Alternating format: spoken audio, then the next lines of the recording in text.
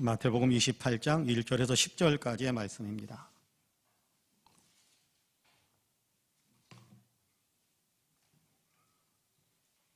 마태복음 28장 1절에서 10절까지 제가 봉독하겠습니다.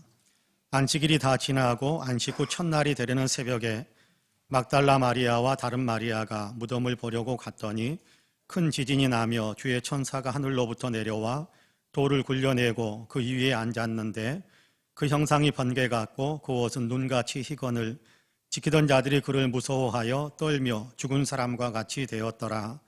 천사가 여자들에게 말하여 이르되 너희는 무서워하지 말라. 십자가에 못 박히신 예수를 너희가 찾는 줄을 내가 아노라. 그가 여기 계시지 않고 그가 말씀하시던 대로 살아나셨느니라. 와서 그가 누우셨던 것을 보라.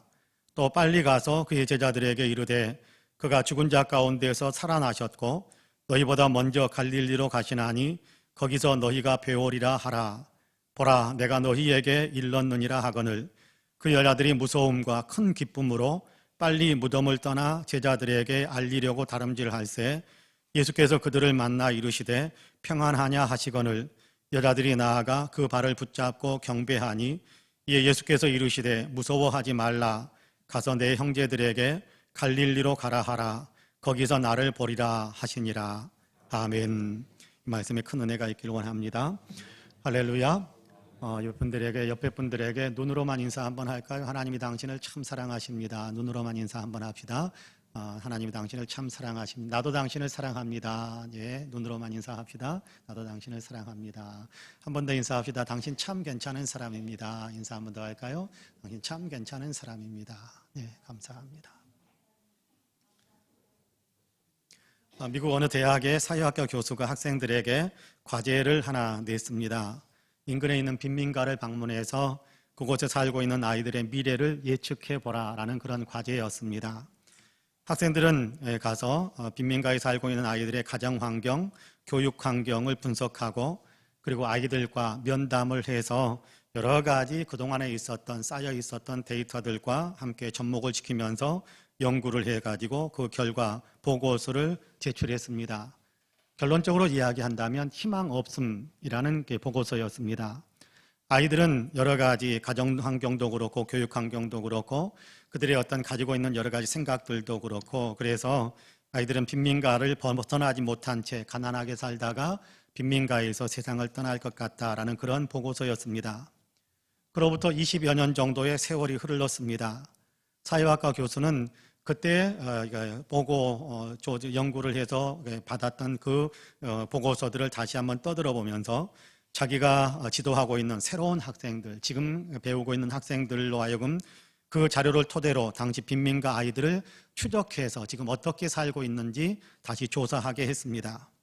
근데 가난에서 벗어날 수 없을 것이라던 그 아이들이 절망 가운데서 그들은 어쩔 수 없이 그렇게 살다가 그렇게 세상을 떠날 것이다 라고 생각했던 그런 보고서의 결론을 만들어 제출했었는데 그런 대상이었던 학생들이 놀랍게도 지금은 의사로 또는 교사로 또는 사업가로 또는 법률가로 전문 직업인으로 우뚝 서서 성공적인 사회 시민으로서의 삶을 살고 있다라는 그런 결과를 그런 어떤 내용들을 받았습니다.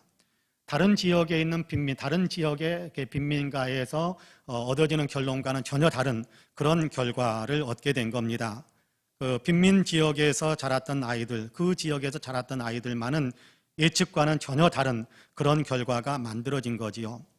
어떻게 된 것일까? 무슨 일이 있었던 것일까? 궁금해서 교수님은 그들의 성공 요인을 조사하기 위해서 성인이 된 그 대상자들을 직접 만나서 면담을 했습니다. 면담 결과 모든 사람들에게 나타난 하나의 대답이 있었습니다. 그들은 모두 다 한 선생님을 지목하면서 그 선생님 때문입니다. 그 선생님 때문에 우리가 달라질 수 있었습니다. 라는 대답을 했다고 합니다. 아이들의 인생을 변화시킨 위대한 선생님을 찾아가서 선생님은 아이들을 어떻게 교육을 하셨습니까? 라는 질문을 던졌더니 지금은 나이가 많으신 노인이 된 그 선생님께서 빙그레 웃으시면서 저는 단지 아이들을 사랑해 주었을 뿐입니다. 라는 대답을 했다고 합니다. 빈민지역에 태어나서 빈민가에서 빈민가의 삶을 벗어나지 못할 것 같았던 아이들이었지만 사랑으로 품어주고 희망을 주고 꿈을 심어주는 선생님 한 분을 만남으로 인해서 아이들의 삶이 변화된 겁니다. 그들의 삶이 정말 빈민가에 벗어나지 못할 것 같았었는데 그 선생님 한 분을 만남으로, 그 한 선생님을 만남으로 그들은 성공적인 인생을 살 수 있는 사람들로 변화된 거지요.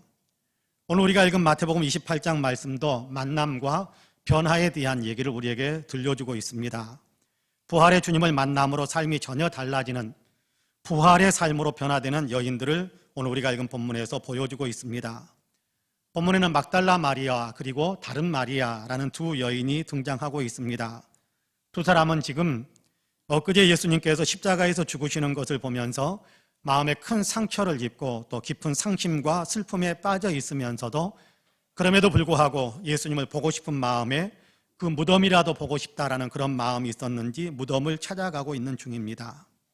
무덤을 돌아보고 싶은 마음도 있었을 것이고 그런가 하면 무덤 앞에 앉아서 실컷 애곡이라도 좀 쏟으면 그 마음의 슬픔이 좀 가라앉을까라는 그런 마음이 있었는지도 모르겠습니다.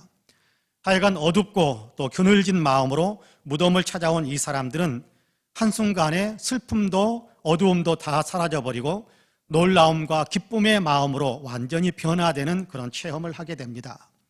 8절을 보니까 여인들은 무섭지만 그럼에도 동시에 너무도 큰 기쁨을 얻게 되었다라고 말씀하고 있습니다. 그렇습니다. 슬프고 어둡던 마음이 한순간에 기쁨으로 가득 채워진 것입니다. 어떻게 이런 변화가 가능할까요? 슬픔에 젖어서 어두움에 짓눌려서 있었던 심정이 한순간에 기쁨의 마음으로 환희의 마음으로 변화되었단 말이에요. 어떻게 그런 일이 가능했을까요? 오늘 우리가 읽은 본문은 예수님의 부활의 소식을 들었기 때문이다라는 사실을 가르쳐주고 있습니다. 예수님의 부활의 소식을 듣고서 슬픔과 눈물과 절망이 한순간에 기쁨과 환희로 바뀐 것입니다. 마음만 그런 것은 아닌 것 같아요. 이로 인해 여인들의 삶의 내용과 삶의 질도 달라진 것을 오늘 우리가 읽은 본문에서 볼 수 있고 그리고 그 이후에 그 여인들의 어떤 행적 속에서 이렇게 나타나는 그런 결과들을 보게 됩니다. 부활의 주님, 예수님이 부활하셨다는 소식을 들었고 또 예수님이 부활하셨다는 사실을 알게 되고 또 부활하신 예수님을 만나면서 이런 변화가 만들어졌는데 우리에게도 그런 은혜가 임하기를 간절히 사모하면서 이제 본문을 조금 더 깊이 살펴보려고 하는데요. 바라기는 주님의 은혜로 우리의 신앙도 부활의 생명력으로 가득 차는, 그래서 우리의 삶이 이 이후의 삶이 더 아름답게 변화되어지는 귀한 역사가 있게 되기를 주님의 이름으로 간절히 축복합니다. 아멘. 첫째로 부활의 주님을 만나게 된, 부활의 주님을 경험하게 된 이 여인들은 어떤 사람이었는가라는 것을 우리가 먼저 좀 알아볼 필요가 있을 것 같습니다.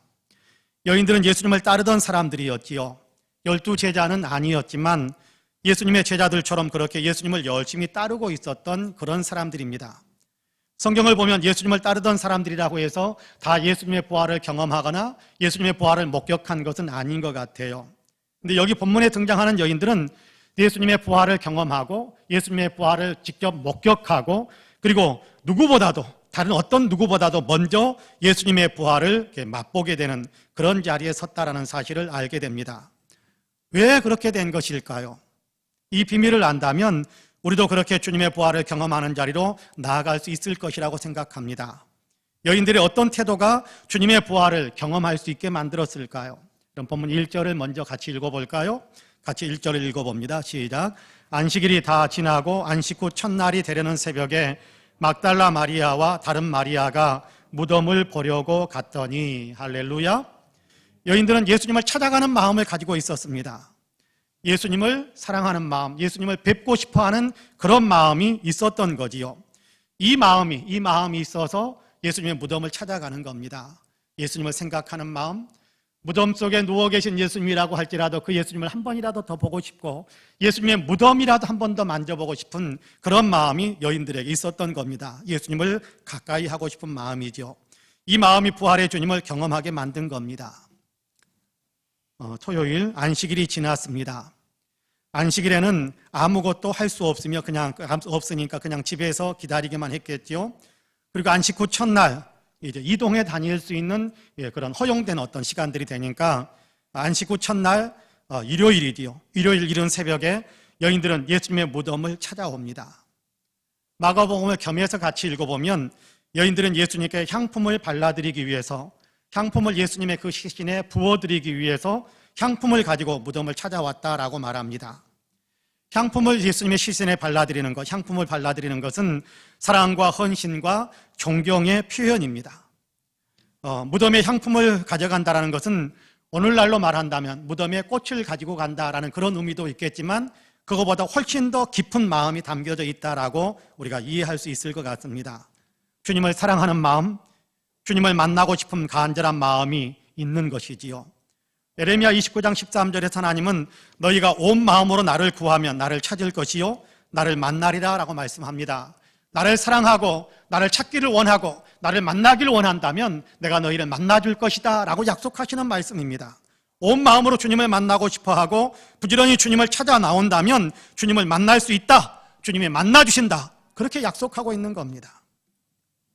인도의 성자로 그렇게 추앙을 받고 있는 선다싱이라는 사람이 있습니다. 그는 이슬람에서 약간 옆길로 나와 있는 시크교라는 그런 시크교를 신봉하는 시크교도였습니다.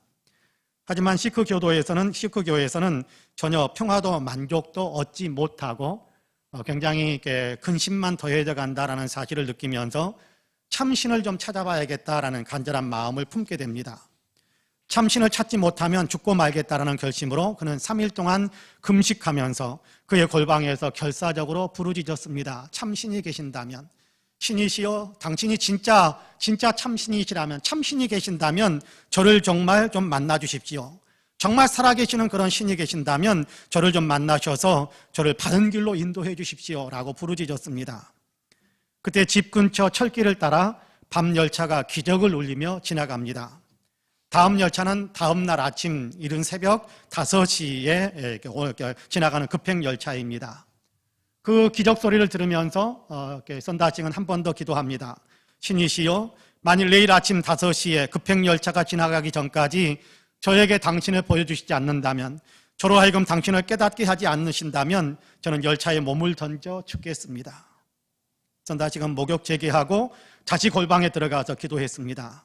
밤을 새워가면서 참신이 계신다면 저를 좀 만나셔서 저를 좀 인도해 주시고 바른 길로 저를 좀 인도해 달라고 간구합니다. 밤을 새가는데도 아무런 기척이 없었습니다. 새벽 5시 급행열차가 지나가는 시간이 서서히 다가오는데 4시 반이 넘어서는 어느 시각에 방문 쪽에도 환한 빛이 비치며 한 사람이 나타났습니다. 그의 머리에는 가시관이 씌워져 있었고 양손에는 피가 흐르고 있었습니다. 선다야, 나는 너를 구원하러 왔다. 너는 바른 길을 찾고 있구나. 내가 곧 길이니라. 당신은 누구십니까? 나는 나사렛 예수다. 선다싱은 그리스도는 죽지 않고 살아계시며 이분이 바로 참신이심에 틀림없다라는 깨달음을 얻고 그분 앞에 바로 엎드려서 그분을 높이기 시작했습니다. 그러자 지금까지 그의 마음속에 전혀 맛보지 못했던 놀라운 평화와 기쁨을 얻게 되었고, 그리고 선다싱은 복음을 전하는 사람으로 인도에서 많은 핍박과 박해와 생명의 위협을 받으면서도 그리스도를 위해서 살아가는 사람으로 완전히 바뀌어졌습니다. 물론 모든 사람이 다 이렇게 부활의 주님을 경험해야 한다라고 말씀을 드리는 것은 아닙니다. 주님을 알지 못하는 사람, 주님을 믿지 않는 사람들만 이렇게 주님을 찾아야 된다, 그런 얘기를 하는 것도 아닙니다.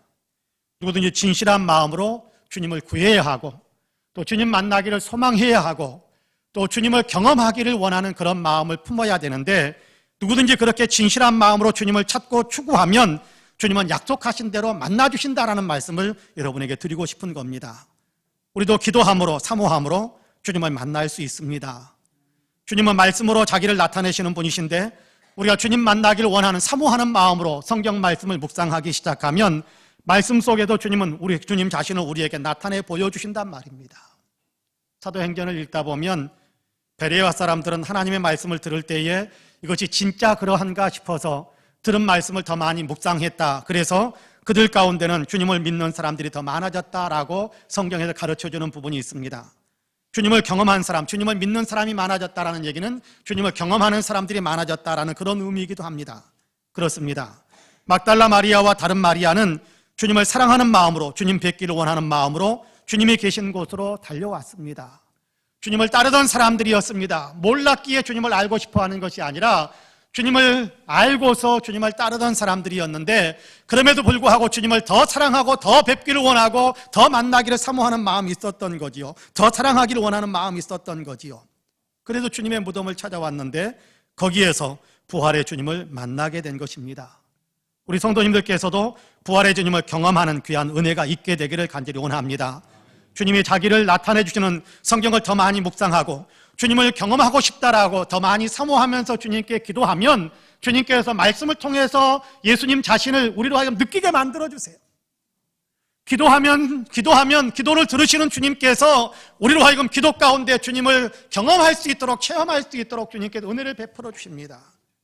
그냥 믿으니까 라고 생각하면서 믿고 나아가는 신앙도 아름답습니다만은, 그러나 삶 속에서 또 우리의 신앙 속에서 주님을 경험하고 주님을 맛보고 주님을 느끼면서 더 확신 있는 신앙의 삶을 살아간다면 우리의 삶은 더 급격하게, 더 놀랍게, 더 영적으로 변화될 수 있게 될 것입니다. 그런 의미에서 주님 만남을 사모하고 주님 경험하기를 사모하고 주님 이렇게 누리는, 주님을 느끼는 그런 삶을 더 사모하는, 그런 영적인 삶을 더 많이 사모하는 그런 삶을 통해서 주님, 부활하신 주님을 경험하는 그런 놀라운 은혜 속에 깊이 들어가게 되기를 주님의 이름으로 간절히 축복합니다. 둘째는, 주님을 만나는 사람은 해야 할 일이 있습니다. 주님을 만나는 사람은 해야 할 일이 있어요. 주님을 경험하는 사람, 주님을 맛보는 사람은 반드시 해야 될 일이 있습니다. 우리는 주님과의 만남을 추구하면서 살아야 되는데요, 주님께서 환상으로 만나주신다면 더욱 좋겠습니다마는 그런 일은 지극히 드물지요. 그럼에도 오늘 우리가 주님을 경험할 수 있는 길이 있는데, 말씀을 묵상하는 것과 기도하는 것입니다. 말씀은 주님을 나타내 주는 거잖아요. 우리가 주님을 만나고 싶은 간절한 마음으로 성경을 읽는다면 성경이 우리로 하여금 주님을 맛보고 주님을 누리도록 그렇게 끌어안아주세요. 성경 우리를 감싸버리신단 말이에요. 성경이 우리를 그냥 성경 속으로 끌어당겨주기도 하세요. 그래서 그곳에서 주님을 느끼고 주님을 체험하게 만드는 일들이 허다하게 이루어지고 있습니다. 성경을 통해서 주님이 우리를 만나주시고, 기도는 주님과 대화하는 것인데, 우리가 전심으로 그리고 진심으로 주님께 말을 걸면, 대화를 걸면 대화께 응하시는 주님께서 기도 가운데서 우리를 만나주시기도 합니다. 주님, 오늘 우리는 그렇게 주님을 만날 수 있는데, 이렇게 구하면서 주님을 알게 되고 주님을 느끼고 주님을 체험한다면 해야 할 일이 있습니다. 그것은 바로 주님 앞에 엎드리는 겁니다. 진정한 예배를 드리는 겁니다. 본문의 여인들은 그렇게 하고 있습니다. 이런 본문 7절과 8절 말씀을 같이 한번 읽겠습니다. 시작. 그 여자들이 무서움과 큰 기쁨으로 빨리 무덤을 떠나 제자들에게 알리려고 다름질할새 예수께서 그들을 만나 이르시되 평안하냐 하시거늘 여자들이 나아가 그 발을 붙잡고 경배하니. 할렐루야. 무덤 입구의 돌은 한쪽으로 굴려져 있고 무덤이 비어있는 것을 여인들은 보았습니다. 천사가 나타나서 예수님은 부활하셨다라는 사실을 알려주니까 말할 수 없는 큰 기쁨을 누리게 되지요. 여인들은 이 신비를 경험하면서 이 신비한 일, 천사도 보고 무덤이 비어있고 예수님이 부활하셨다라는 사실을 들으면 이 신비한 일들을 통해서 한편으로는 두렵기도 하고 또 한편으로는 예수님이 다시 살아나셨다라는 소식에 가슴이 터져버릴 것 같은 그런 기쁨을 맛보았을 겁니다. 그래서 이 기쁜 소식을 다른 제자들에게 전하기 위해서 달리기 시작했습니다. 이렇게 뛰어가는 여인들 앞에 부활하신 예수님께서 자신을 나타내 보여주셨어요. 먼저 말을 걸어주시기까지 합니다. 평안하냐? 너희에게 평안이 있을지어다 라는 그런 인사말입니다. 여인들은 누가 먼저라 할 것도 없이 예수님의 발 앞에 엎드렸습니다. 마치 신하가 왕에게 복종의 예를 표하는 것처럼 예수님의 발을 붙잡고 엎드렸습니다. 최고의 경배를 드린 거지요. 죽음에서 다시 살아나신 예수님, 하나님이신 예수님을 한없이 높여드리며 영광을 올려드리는 행위입니다. 지금 우리식으로 표현한다면 예배를 드린 거지요. 그렇습니다. 부활의 주님을 경험한 사람은 이렇게 예배드리는 사람이 되어야 합니다. 주님이 부활하셨음을 믿는 사람이라면, 부활의 소식을 들은 사람이라면, 믿는 사람이라면, 정말 부활의 소식을 이렇게 우리가 믿는 사람이라면 누구든지 이렇게 예배드리는 것이 맞습니다. 주님께 우리가 가져야 할 당연한 태도는 예배드리는 것이거든요. 그런데 요즘 현대 그리스도인들은 예배를 많이 잃어가고 있는 것 같아서 안타까운 마음이 있습니다. 하나님의 아들이심을 믿는다고 하면서도 예배드리는 데는 나태해져 있습니다. 예수님이 십자가에서 우리를 구원하셨음을 믿는다고 하면서도 그 놀라운 희생으로 우리를 구원하셨다는 사실을 고백하면서도 예수님께 예배드리는 데는 많이 인색해져 있습니다.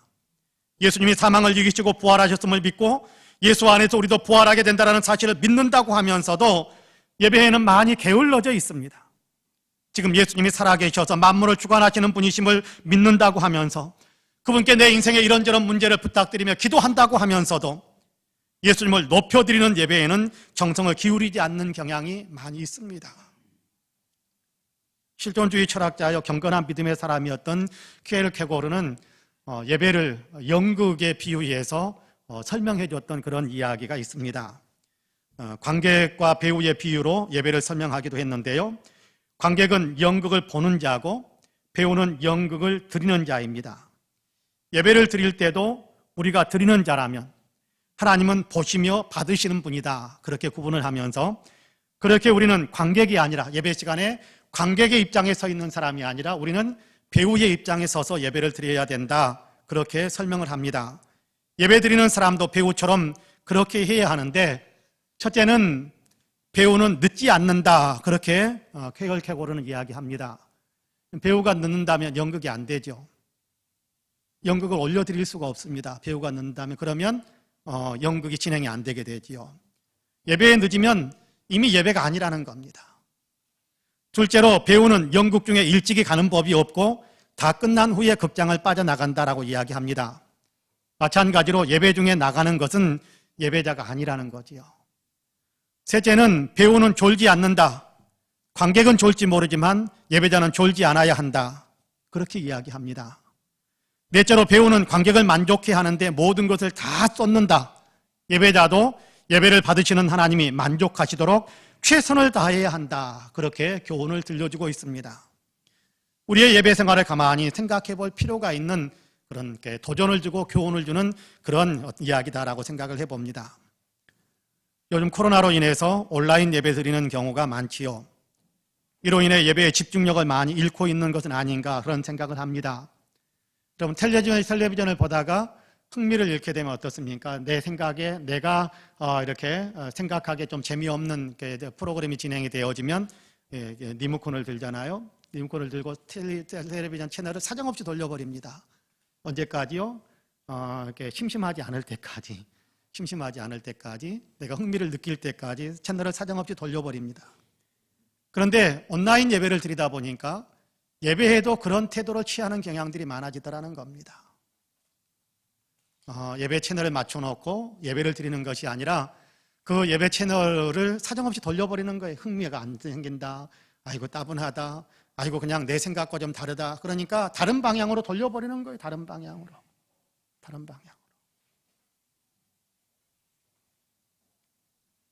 여러분, 예배는 하나님께 드리는 거잖아요.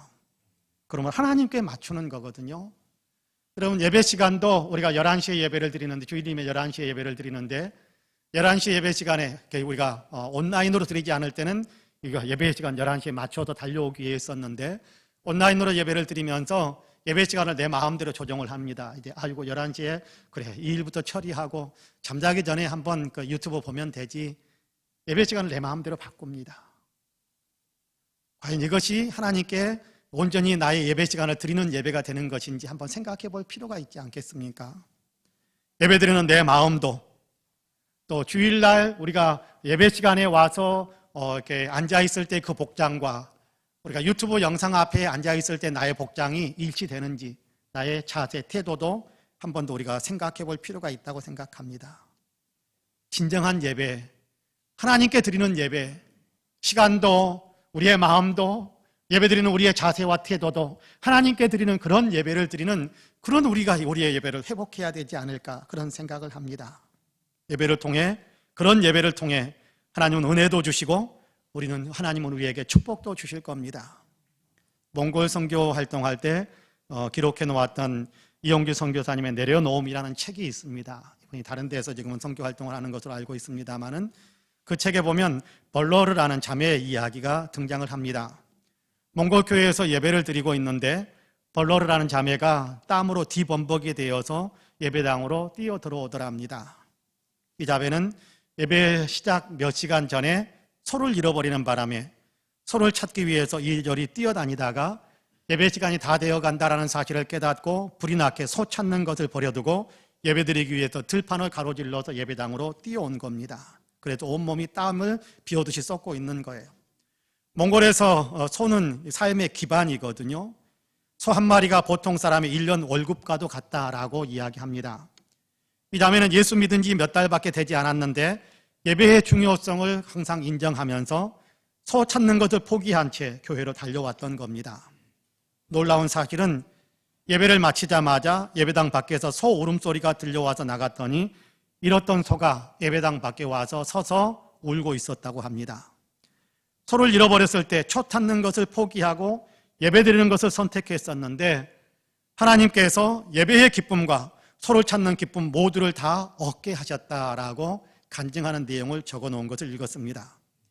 주님을 경험한 사람, 주님을 정말 믿는 믿음의 사람은 진정한 예배자가 됩니다. 진정한 예배자가 되는 겁니다. 정성을 다해 예배를 드리는 거지요. 우리에게도 이런 예배가 부활되기를 주님의 이름으로 간절히 축복합니다. 마지막으로 주님의 말씀을 따라 사는 삶의 부활이 이루어집니다. 주님의 부활하신 주님을 맛본 사람, 주님의 부활하심을 경험한 사람, 부활하신 주님을 정말 믿는 사람에게서는 생활 속에서 새로운 삶의 패턴이 형성되어지는, 삶의 새로운 어떤 내용들이 형성되어지는 그런 어떤 회복의 역사들이 일어난다는 겁니다. 주님은 부활하셨고 지금도 여전히 살아계십니다. 부활하신 주님은 사람들도 살아나게 하시는데요. 물론 장차 주님이 재림하실 때 이미 죽어 무덤 속에 누워있는 사람들을 부활시켜 주실 것입니다. 하지만 동시에 현재의 육체적으로 살아있는 사람들의 삶 속에서도 부활의 역사가 일어나게 만듭니다. 육체적으로 살아있는 사람들의 삶에서 옛사람의 생활 방식은 죽고 새 사람의 생활 방식으로 새로워지게 만드신다라는 얘기입니다. 이전과는 다른 삶을 살게 만드십니다. 그럼 보면 10절 말씀을 같이 한번 읽어볼까요? 10절 말씀 같이 읽습니다.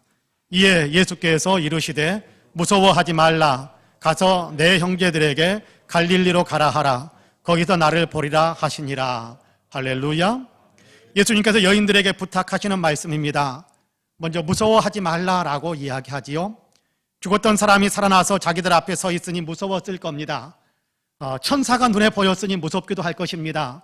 로마 군사들이 그 예수님의 무덤 옆에 죽은 것 같이 쓰러져 있는 것을 봤기 때문에 두렵기도 했을 것입니다. 그런가 하면 여인들은 예루살렘에서 아직 예수님을 십자가에 못 박아 죽이라고 소리쳤던 유대인들 한복판에 살고 있기 때문에 그들은 두려울 수도 무서울 수도 있었을 것입니다. 근데 무서움에 사로잡히면, 두려움에 사로잡히면 아무것도 할 수가 없지요. 그래서 주님은 먼저 말씀 평안을 선포하십니다. 무서워하지 말라라면서 마음을 다독여 주셨습니다. 그리고 할 일을 맡기셨어요. 제자들에게 찾아가서 예수님이 다시 살아나셨고 예수님께서 갈릴리에서 만나자고 하신다라는 얘기를 전해주라라고 부탁하십니다. 여인들은 예수님의 말씀대로 제자들을 찾아갔고 예수님께서 전해주라는 그 말씀 그대로 제자들에게 이야기를 해드렸습니다. 그렇습니다. 부활을 경험한 사람들은, 부활을 믿는 사람들은 이처럼 주님께서 부탁하신 일을 하고 주님께서 이끄시는 삶을 살게 됩니다. 또 그렇게 살아야 합니다. 로마서 6장 4절에서는 이런 말씀을 합니다. 그러므로 우리가 그의 죽으심과 합하여 세례를 받음으로 그와 함께 장사되었나니 이는 아버지의 영광으로 말미암아 그리스도를 죽은 자 가운데서 살리심과 같이 우리로 또한 새 생명 가운데서 행하게 하려 함이라. 그렇게 말씀합니다. 예수 믿는 사람들은 예수님과 연합되어졌다. 그래서 우리가 직접 십자가에 매달린 것은 아니지만 예수 그리스도의 십자가에서 우리는 같이 죽은 자가 되었고 우리가 육체적으로 죽었다가 다시 살아난 그런 상태는 아니지만 예수님의 부활 때에 우리도 같이 부활에 참여한 자가 되었다라고 이야기하는 겁니다. 그래서 죄에 대해서는 죽은 자가 되었고 새 생명으로 의에 대해서 주님이 원하시는 삶을 향해서 새롭게 살아난 자, 부활에 참여한 자, 부활 생명을 얻은 자가 되었다라고 이야기하는 겁니다. 그렇습니다. 예수님을 믿는 믿음 안에서 일어나는 신비함이 우리에게 이루어진 겁니다. 예수 안에서 우리의 존재, 우리의 신분, 우리의 생활의 패턴들이 변화되게 되었다라고 이야기하는 겁니다. 그러면서 이제는 새 생명 가운데서 행하는 사람이 되어야 한다라고 권고하는 거지요. 더 이상 옛날 사람처럼 살지 않고 새 사람으로 살아가는 겁니다. 주인 되시는 예수님의 말씀에 맞추어서 살아가는 것이지요. 전해주라 라고 이야기하셨으니까 복음도 전하고 예수님이 죽으셨다 살아났던 얘기도 전해주고 사랑하라 라고 하셨으니까 옆에 있는 사람을 사랑하면서 사는 겁니다. 슬퍼하지 말아라 라고 이야기하니까 기쁨 가운데 살고 평화 가운데 살고 항상 희망을 품고 살아가는 겁니다. 예수 안에서 믿음 때문에 예수님 때문에 이런 마음을 우리가 품는 겁니다. 다른 사람들을 품어주면서 살고 용서하면서 살아라 라고 하셨으니까 품어주면서 살고 또 용서하면서 살아가는 겁니다. 유퀴즈 언더블럭이라는 TV 프로그램을 아시는 분들이 아마 많이 있을 거라고 생각합니다. 그 TV 프로그램에서 한 번은 늦깎이로 한글을 배우시는 한 할머니가 등장해서 이런저런 이야기를 나누는 그런 내용이 나오는데 그 내용이 칠공주집 이야기로 소개된 적이 있습니다. 이 할머니는 12살 때 전라도에서 서울로 올라와 남의 집 식모살이를 시작했다고 합니다. 식모살이, 그런데 유독 좀 더 심한 식모살이를 하셨나 봅니다.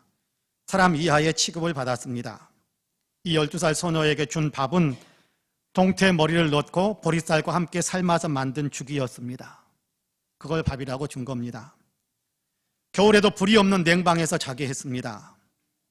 한겨울이 되면 동태머리와 보리쌀 삶아서 만든 그 죽이 꽝꽝 얼어버리는데 그것을 녹이기 위해서 불을 피우는 것을 용납하지 않아서 주인 아버지머니가 녹이지 못하게 하니까 어쩔 수 없이 그냥 그 얼음덩어리를 먹어야 했답니다.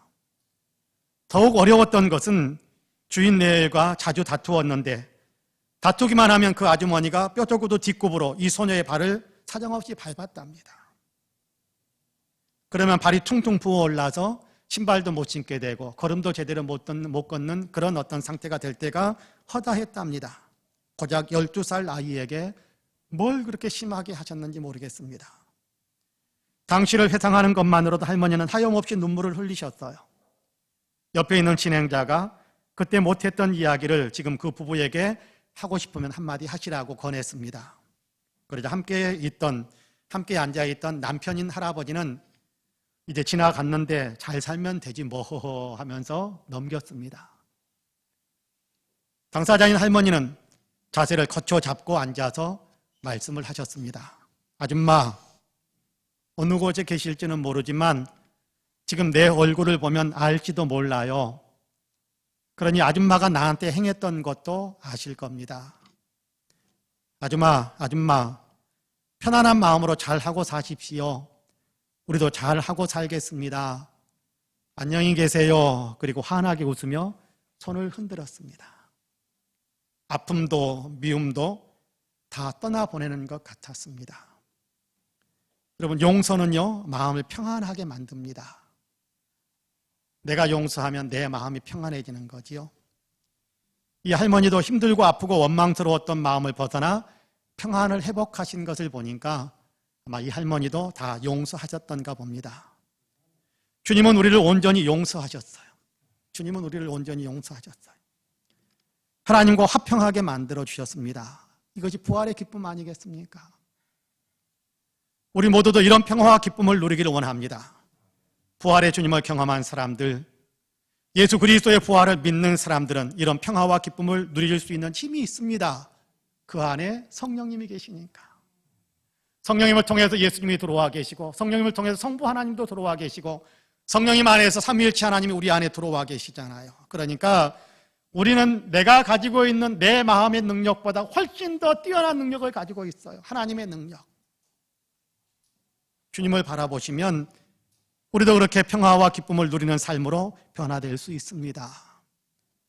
주님의 말씀을 삶 속에서 우리가 한 번 더 묵상하면서 그런 삶을 살아야지라고 마음의 결심을 하게 되면 말할 수 없는 기쁨과 평화와 희망이 솟아오르게 되어 있습니다.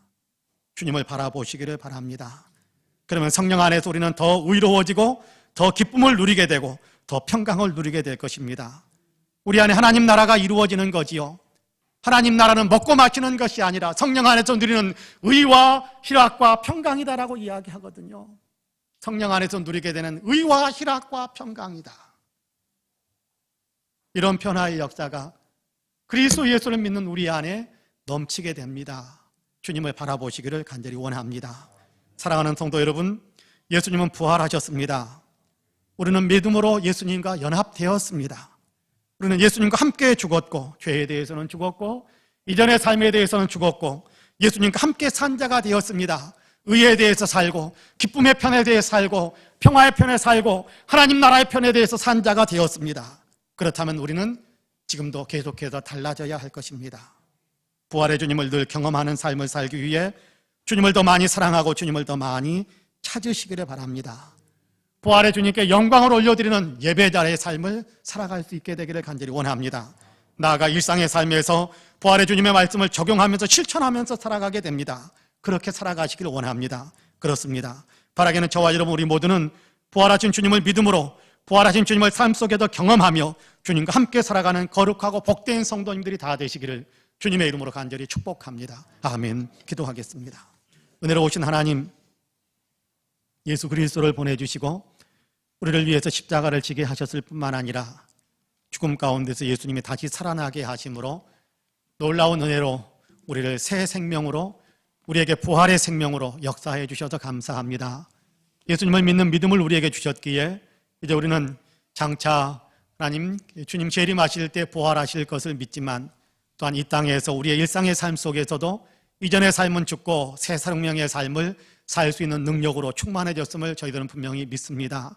주님, 새 생명의 삶, 예수님을 더 많이 사랑하고 예수님께 진정한 예배를 드릴 뿐만 아니라 예수님의 말씀을 삶 속에서 실천하면서 살아가는 거룩한 역사가 우리 안에 더 풍성해질 수 있도록 도와주옵소서. 그래서 부활의 신앙으로 정말 부활하신 주님의 손을 잡고 살아가는 아름다운 신앙의 삶으로 우리의 삶이 점점 더 새로워지고 점점 더 풍성해질 수 있도록 도와주옵소서. 감사드리며 예수님의 이름으로 기도하옵나이다. 아멘.